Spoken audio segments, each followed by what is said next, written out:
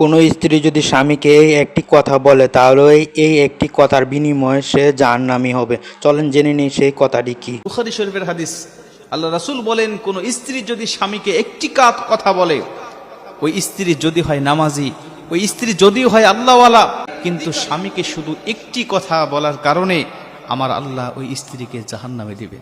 জিবরাইল আলাইহিস সালাতু ওয়াস সালাম আরো ভয়ঙ্কর তথ্য দিয়ে ডাক দিয়ে বললেন, ইয়া রাসূলুল্লাহ, ইয়া হাবিবাল্লাহ, এই সমস্ত মহিলারা কেন জাহান্নামে এসেছে আমি আপনাকে জানাতে চাই।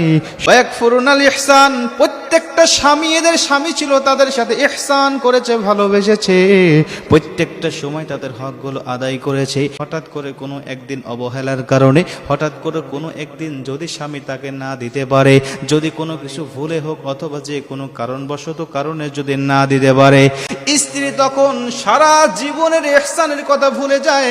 সারা জীবন আমি তোমার কাছ থেকে কোনোদিন ভালো কিছু পেলাম না, আমি তোমার কাছ থেকে কোনোদিন উত্তম ব্যবহার পেলাম না, আমি তোমার কাছ থেকে কোনোদিন কোনো কিছু চেয়ে তোমার কাছ থেকে পেলাম না। সারা জীবনের অবদান বেমালুম সে ভুলে গেল।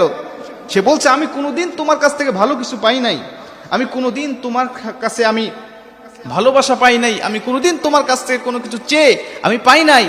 একটা কথা বলে স্বামীর সমস্ত অবদানকে অস্বীকার করার কারণে বিশ্বনবী বলেন, ওই মহিলাকে আমার আল্লাহ জাহান্নামের মধ্যে ঢোকাবেন।